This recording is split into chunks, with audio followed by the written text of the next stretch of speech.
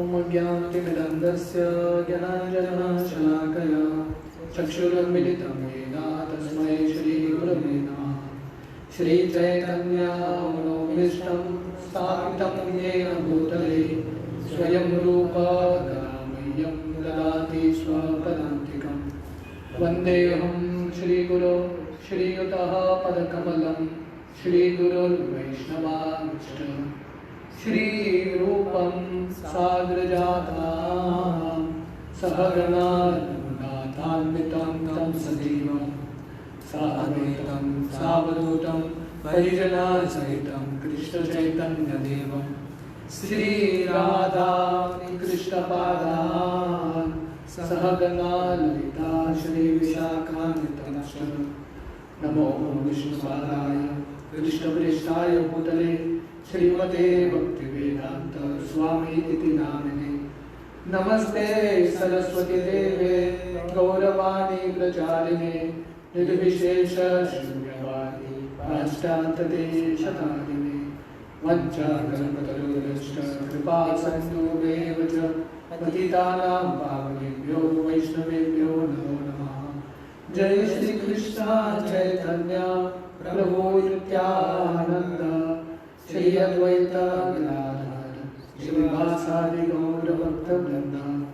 हरे कृष्णा कृष्णा कृष्णा हरे हरे हरे राम राम राम हरे हरे। हरे कृष्ण। तो कल हम टेक्स्ट 30 पढ़ रहे थे।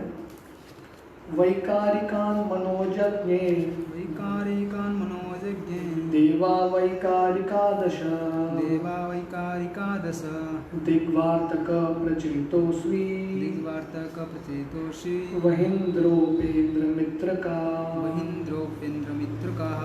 Translation: From the mode of goodness the mind is generated and becomes manifest, and also the 10 demigods controlling the bodily movements. Such demigods are known as the controller of directions, the controller of air, the sun god, the father of Daksha Prajapati, the Ashwini Kumaras, the fire god, the king of heaven, the worshipable deity in heaven, the chief of Adityas, and Brahmaji the Prajapati all come into existence.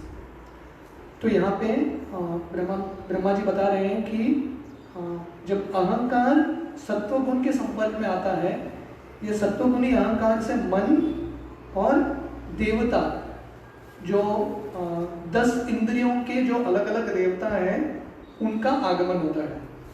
तो ये इसको बोलते हैं sense देवता। हमारे हर एक इंद्रियों के एक देवता है। जैसे कानों के दिग् देवता जो कानों को कंट्रोल करते हैं, आंखों के लिए सूर्य, जो त्वचा है वायुदेव, नाक के लिए 2 नाक के लिए अश्विनी कुमार, जीवा जो हमारा जो टंग है उस पे पानी रहता है तो उसके देवता हैं वरुण देव। हमारे हाथों के देवता हैं इंद्र, पैरों के उपेंद्र, जो आवाज़ है वॉइस अग्निदेव, जो हमारे मलमूत्र त्यागने का जो जगह है उसको मित्र और प्रजापति। तो ऐसे सत्वगुणी अहंकार से मन और अलग अलग देवताओं का निर्माण होता है।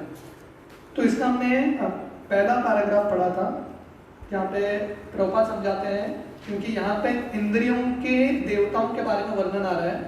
तो प्रभुपाद ने लिखा कि कैसे हमारे इंद्रियों को ऋषि को बोलते हैं और कृष्ण का नाम है Rishikesh.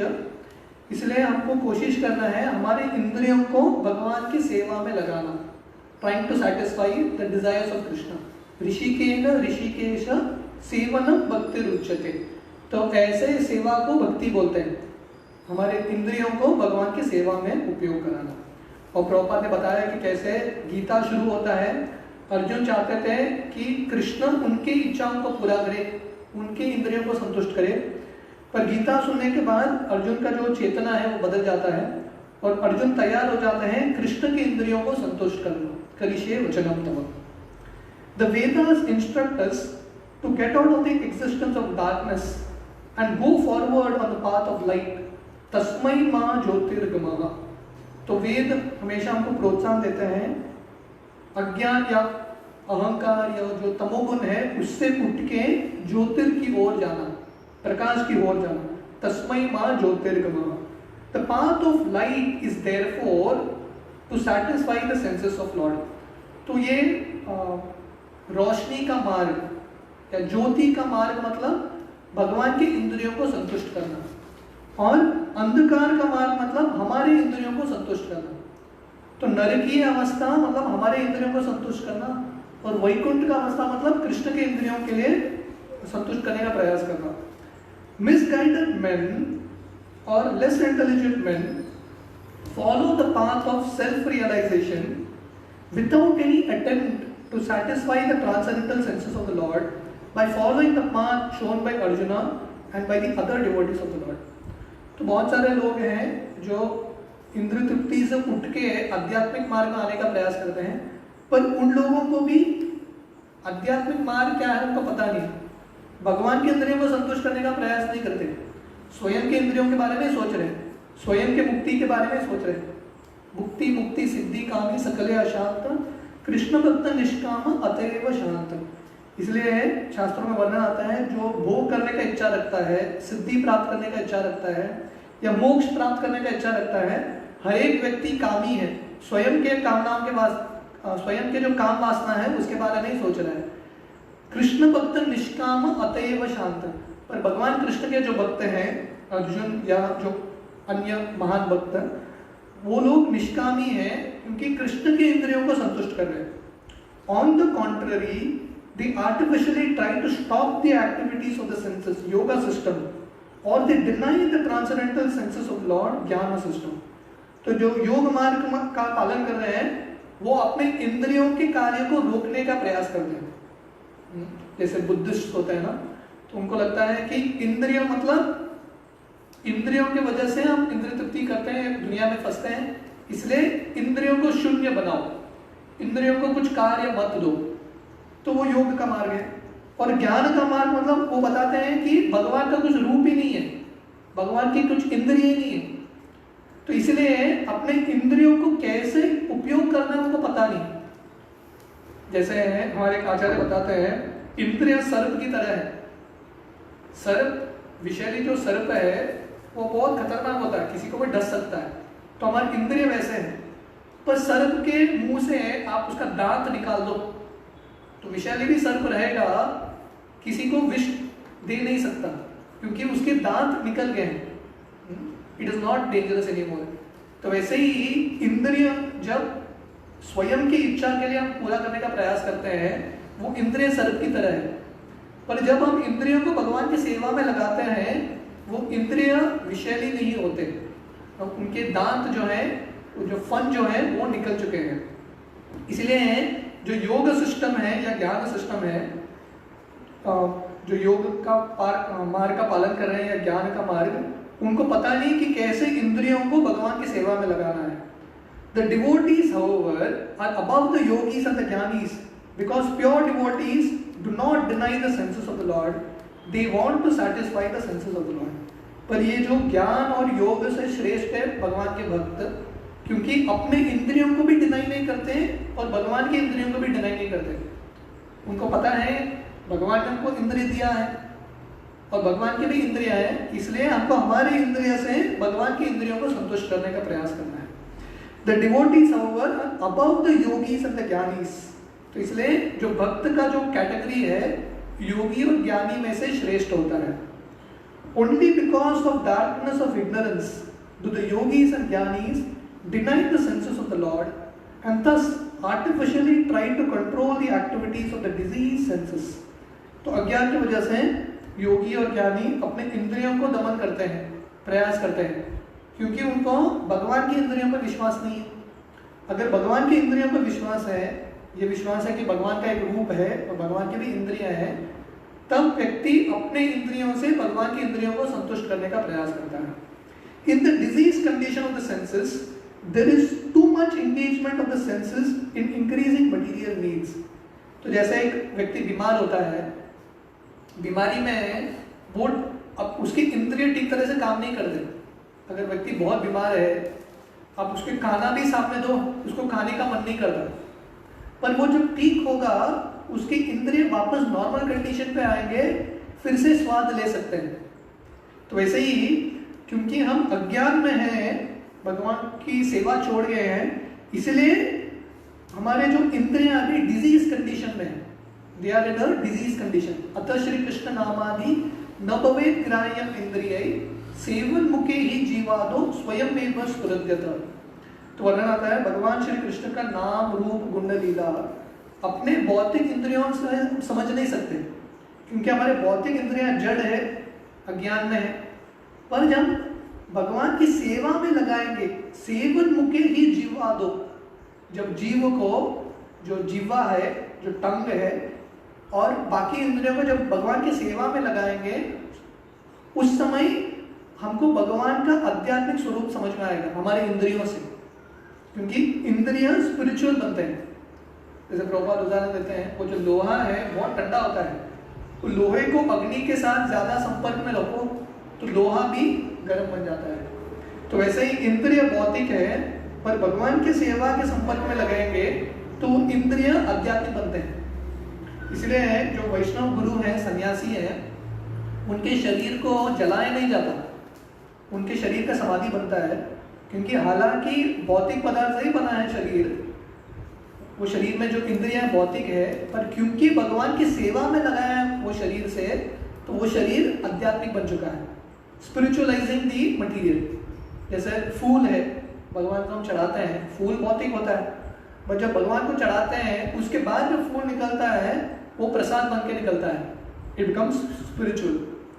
When one comes to see the disadvantage of aggravating the sense activities, one is called a jnani. And when one tries to stop the activities of the senses by the practice of yogic principles, he is called a yogi. तो ज्ञानी का मतलब है जिसको समझ में आता है, अरे इंद्रिय तृप्ति से मुझे कष्ट मिलता है, सुख नहीं दुख मिलता है। जब व्यक्ति को ये समझ में आता है वो ज्ञानी बनता है। और योग मतलब वो अपने इंद्रियों को कंट्रोल करने का प्रयास करता है, प्राणायाम, प्रत्याहार, धारणा, ध्यान, समाधि, कंट्रोल करने का प्रयास करता है। But when one is fully aware of the transcendental senses of the Lord and tries to satisfy his senses, one is called a devotee of the Lord. तो प्रभुपाद तीन कैटेगरी बता रहे हैं, तीनों आध्यात्मिक मार्ग में ही है। ज्ञानी है जिसको पता चला है इंद्रियों को जब इंद्रिय भोग में लगाता हूँ कष्ट मिलता है, तो इसलिए इंद्रियों को इंद्रिय भोग में नहीं लगाता, ये ज्ञानी है। योगी है, इंद्रियों को कंट्रोल करता है। पर जो भक्त हैं अपने इंद्रियों को भगवान के इंद्रियों को संतुष्ट करने में लगाता है, so that is a devotee. And उसका कैटेगरी बाकी योगी और ज्ञानी में से श्रेष्ठ है। The devotees of the Lord do not try to deny the senses of the Lord, nor do they artificially stop the actions of the senses. तो भक्त भगवान की इंद्रियों को डिनाई नहीं करते और अपने स्वयं के इंद्रियों के जो कार्य है उसको भी रोकने का प्रयास नहीं करते, सिर्फ चैनलाइज करते हैं। But they do voluntarily engage the purified senses in the service of the master of the senses, as was done by Arjuna, thereby easily attaining the perfection of satisfying the Lord, the ultimate goal of all perfection. जो भक्त क्या करते हैं, voluntarily स्वयं की इच्छा से अपने इंद्रियों को भगवान के सेवा में लगाते हैं। ये जो शब्द है वॉलंटरली इंपॉर्टेंट है। तो भक्ति का मार्ग वॉलंटरी है, तो किसी को फोर्स नहीं कर सकते। It is a voluntary act of devotion. स्वयं की इच्छा से हमारे इंद्रियों को, इंद्रियों के जो स्वामी है ऋषिकेश, ऋषिकेश की सेवा में लगाना। जैसे अर्जुन, जैसे अम्बरीश महाराज, भागवत में वर्णन आता है, अम्बरीश महाराज अपने हर एक इंद्रियों को भगवान की सेवा में लगाते थे। सर को भगवान के विग्रहों के सामने झुकाते थे, पैर को तीर्थ यात्रा का भ्रमण करने के लिए, हाथों को मंदिर का मार्जन करने के लिए, आंखों से भगवान का रूप देखने के लिए इत्यादि। टेक्स्ट 31। तैजसा तु विकुर्वाणा इंद्रियाणि दशा भवन् ज्ञान शक्ति क्रियाशक्ति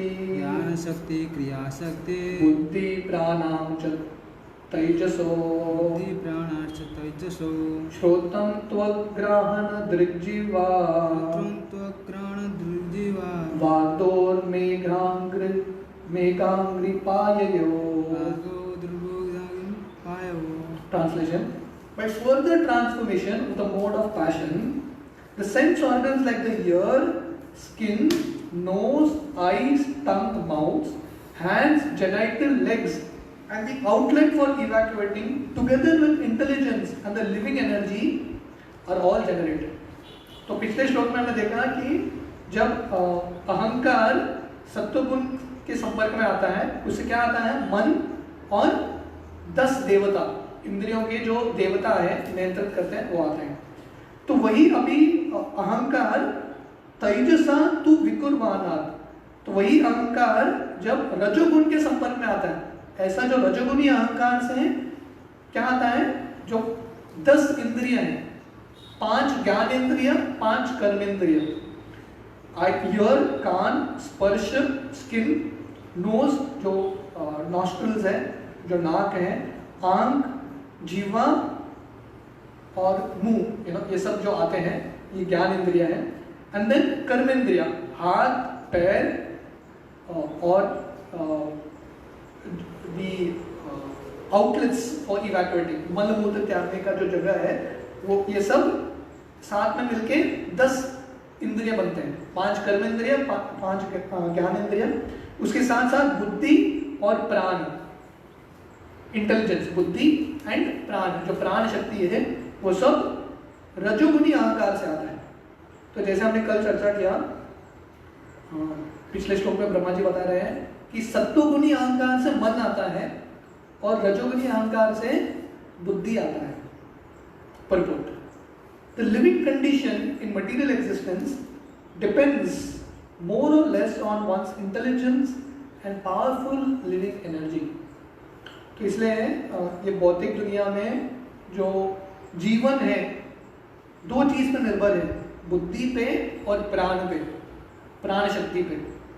Intelligence to counteract the hard struggle for existence is assisted by the senses for acquiring knowledge, and the living energy maintains himself by manipulating the active organs like the hands and legs. जो बुद्धि, भौतिक दुनिया में बुद्धि के प्रयास से अलग अलग इंद्रिय बुद्धि की सेवा करते हैं. जैसे एक मास्टर होता है और उसके अलग अलग सर्वेंट्स होते हैं, तो बुद्धि के ये 10 सर्वेंट हैं, ज्ञान इंद्रिय और कर्मेंद्रिय. तो बुद्धि जैसे दिशा में लेके जाता है, कौन से दिशा में, वही दिशा में ये सब इंद्रिय जाते हैं. तो ये भौतिक दुनिया में बुद्धि का कार्य क्या है?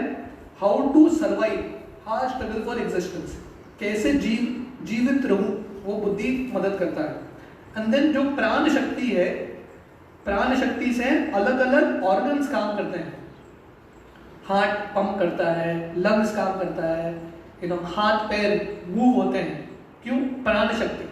जब प्राण रुक जाता है, एक एरिया में प्राण नहीं पहुंचता, तो वो ऑर्गन काम नहीं करता.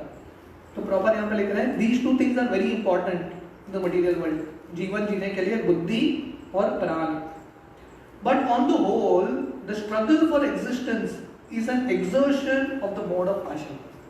पर ओवरऑल ये भौतिक दुनिया में जीवित रहने के लिए सबसे महत्वपूर्ण गुण है रजोगुण. रजोगुण ही पूरे दुनिया को चलाता है. अगर रजोगुण नहीं है तो ये दुनिया चलेगा ही नहीं. Act of passion. इसलिए प्रभुपाद एक बार न्यूयॉर्क में थे, और न्यूयॉर्क में बहुत बड़े बड़े स्काई स्क्रैपर्स, बहुत बड़े बड़े बिल्डिंग्स होते हैं. तो प्रभुपाद ने ये सब देखा और प्रभुपाद बोले, ऑल दिस इज रजोगुण, पैशन. क्योंकि रजोगुण बहुत है, निर्माण करते रहते हैं अलग अलग चीज. तो भौतिक दुनिया चलता है रजोगुण की वजह से.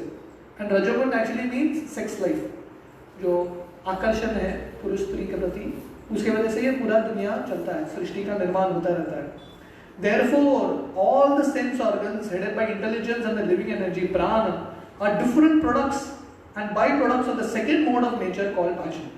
इसलिए बुद्धि और प्राण और उसके अलग अलग पदार्थ, जो 5 कर्मेंद्रिय है, ज्ञान इंद्रिय है, they are all products of passion. रजोगुण से ये सब सृष्टि का निर्माण होता है. This mode of passion, however, is the product of the air element as described before.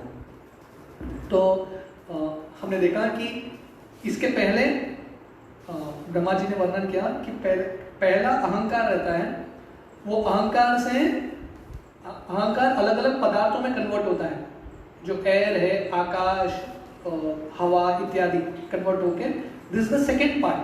तो उसके बाद जब पंच महाभूत बन जाते हैं, उसके बाद इंद्रिय बनते हैं, इंद्रियों के देवता, मन, बुद्धि इत्यादि। सो इट स्टार्ट्स विथ अहंकार, अहंकार से शुरू होता है, पंच महाभूत बनते हैं, उसके बाद इंद्रिय बनते हैं। टेक्स्ट 32, यदैते संगता भावा भूतेन्द्रिय मनोगुणा यदायतन निर्माणे न शेकुर्ब्रह्म वित्तम। Translation: O Narada, best of the transcendentalists, the forms of the body cannot take place as long as these created parts, namely the elements, senses, mind and modes of nature are not assembled. तो ब्रह्मा जी बहुत सुंदर बता रहे हैं। तो जैसे एक गाड़ी होता है, गाड़ी एक कार बनाने के लिए पहला क्या बनता है? अलग अलग पार्ट्स, स्टीयरिंग व्हील, अलग अलग चीज बनता है, उसके बाद असेंबली होता है। तो गीता में वर्णन आता है, यंत्रारूढ़ानि मायया, ये जो शरीर है या 84 लाख योनि है, वो सब माया ने बनाया हुआ यंत्र है, व्हीकल की तरह है, गाड़ी की तरह है। तो जैसे गाड़ी बनने के लिए अलग अलग पार्ट्स बनते हैं, बाद में असेंबली होता है असेंबली हाउस में। तो वैसे पहले ब्रह्मा जी यहाँ पे बता रहे हैं, अलग अलग शरीर बनाने के लिए पहले अलग अलग पंचमहाभूत, अलग अलग इंद्रियों के देवता, मन, बुद्धि इत्यादि बनने के बाद असेंबली होता है। समझ आ रहा है? तो देखिए कि सृष्टि, भगवान कितना डिटेल में सृष्टि का प्लानिंग कर रहे हैं, ठीक है? ये पूरे जैसे गाड़ी में रेडिएटर होता है, इंजन होता है, अलग अलग चीज होता है, ये कार में, ये हमारे जो शरीर में भी अलग अलग पार्ट्स हैं, हर एक पार्ट का कुछ ना कुछ उपयोग है, and everything is assembled so properly. तो इतना बड़ा विज्ञान है, सबको एक साथ मिला के मिश्रण करके एक शरीर बनाना। प्रॉपर परपट लिख रहा है, the different types of bodily construction of the living entities are exactly like different types of motor cars manufactured by the assembling the allied motor parts. तो अलग अलग शरीर का जो उत्पन्न है, जो बनाने का जो पद्धति है, जैसे मोटर कार बनता है अलग अलग जो पार्ट्स को असेंबल करके, तो वैसे ही ये शरीर बनता है। तो जैसे मोटर कार में अलग अलग टाइप्स होते हैं ना, ट्रक होता है, 2 व्हीलर होता है, 4 wheeler, different types of cars. तो वैसे ही 84 लाख योनि ब्रह्मा जी ने डिजाइन किया है। When the car is ready, the driver sits in the car and moves as he desires. तो जब कार रेडी होता है, तब आके ड्राइवर बैठता है और कार को चला के जाता है। तो ये शरीर एक कार है जो माया ने बनाया है, पर ये कार को चलाने के लिए ड्राइवर कौन है? आत्मा। अगर ड्राइवर ही नहीं रहेगा तो कार नहीं चलने वाला है। तो कृष्ण गीता में बताते हैं कि ड्राइवर निकल गया, वाचाम से जीर्णानि यथा विहाय। सो ये जो शरीर है एक कपड़े की तरह है, ड्रेस की तरह है या कार की तरह है। If the driver goes away, आत्मा निकल गया, तो ये कार का कुछ उपयोग नहीं। This is confirmed in Bhagavad Gita 18.61, यंत्रारूढ़ानि माया। तो भगवान गीता में बताते हैं, the living entity is as if seated on the machine of the body and the car of the body is moving under the control of material nature, just as the railway trains are moving under the direction of the controller. तो गीता में वर्णन आता है, जो जीव है ये शरीर के ऊपर स्थित है, ड्राइवर है। जैसे ट्रेन चलता है पर एक कंट्रोलर होता है ट्रेन को चलाने के लिए, तो वैसे ही ये जो मशीन है शरीर का, उसको कंट्रोल करने के लिए एक जीवात्मा होता है। The living entities however are not the bodies, they are separate from the car of body. But जो जीव है शरीर से अभिन्न है। जैसे ड्राइवर अलग होता है, ड्राइवर का अलग अस्तित्व है, कार का अलग अस्तित्व है। But the less intelligent material scientists cannot understand the process of assembling the parts of the body, namely the senses, the mind and the qualities of material modes. तो ये जो कम बुद्धिमान लोग हैं, जो वैज्ञानिक भी हैं, उनको ये साइंस समझ में नहीं आता कैसे ये सृष्टि का निर्माण हुआ है। अलग अलग पार्ट्स, अलग अलग जो गुण हैं एक साथ मिश्रित होके कैसे ये शरीर बने हैं। So this is a big science. Every living entity is a spiritual spark, part and parcel of the supreme being, and by the kindness of the Lord, for the Father is kind to his sons, the individual living beings are given a little freedom to act according to their will, to lord it over material nature. तो जैसे पिता अपने बच्चों के प्रति प्रेम दिखाते हैं, दया दिखाते हैं, बच्चों को जो खिलौना चाहिए पिता आके देते हैं, उनके लिए कष्ट भी रहेगा पर बना के देते हैं, he will do something। तो वैसे ही क्योंकि भगवान हमसे प्रेम करते हैं, हालांकि हम भगवान को छोड़ के दुनिया में आए हैं, भगवान हमारे लिए अरेंजमेंट कर रहे हैं, अलग अलग शरीरों का अरेंजमेंट कर रहे हैं, और स्वयं की इच्छा के अनुसार हम अलग अलग शरीर में प्रवेश करते हैं। तो भगवान ने हम सबको लिटिल फ्री विल दिया है, फ्रीडम दिया है, स्वतंत्रता रत्न, फ्रीडम दिया है। तो भगवान बोल रहे हैं आप कोशिश करो ये दुनिया में भोग कर लेगा। Just as the father gives some playthings to the crying child to satisfy him, the whole material creation is made possible by the will of the Lord to allow the bewildered living entities to lord it over things as they desire, although under the control of the agent of the Lord। तो जैसे पिताजी जो बच्चा बहुत जिद करता है उसको खिलौना दे देते हैं, तो भगवान हम सबके लिए ये सृष्टि बनाया है और अलग अलग शरीर देते हैं, और भगवान बोलते हैं कोशिश कीजिए वो करने का। पर हालांकि फ्रीडम है पर पूरा फ्रीडम नहीं है, माया देवी कंट्रोल करके रखती है। फ्रीडम टू सम एक्सटेंट, जैसे गाय को बांधते हैं ना, कभी कभी छोटे रस्सी से बांधते हैं, कभी बड़े रस्सी से बांधते हैं, पर गाय फ्रीडम है, गाय को मूवमेंट करने का फ्रीडम है, पर उसका जो फ्रीडम है रिस्ट्रिक्टेड है। तो वैसे ही हर एक जीवात्मा को थोड़ा फ्रीडम है, पर ये भौतिक दुनिया में माया ने रस्सी बांध के रखा है। ये जो तीन गुण है सत्व रजो तमो, ये रस्सी की तरह है, खींच लेते हैं वापस हमारे फ्रीडम को। The living entities are exactly like small children playing the material field under the control of the maid servant of the Lord nature।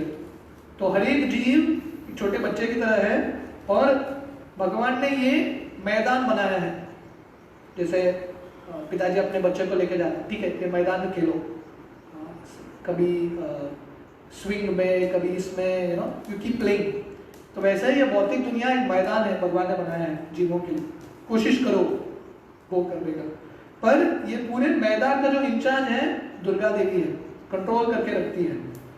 They accept Maya or the maid servant as the all in all, and thus wrongly conceive the supreme truth to be feminine goddess Durga etc।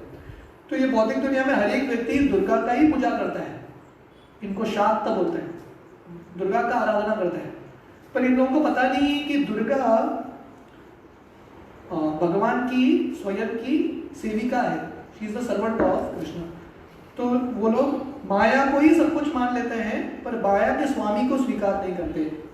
The foolish child like materialist cannot reach beyond the conception of the maid servant material nature, but the intelligent grown up sons of the Lord know well that the acts of material nature are controlled by the Lord, just as the maid servant is controlled by the master, the father of the undeveloped children।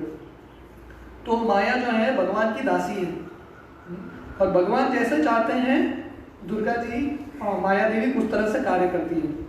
तो लोगों को लगता है कि nature ही सब कुछ है, बहुत सारे लोग नेचर की पूजा करते हैं, नेचर इज गॉड।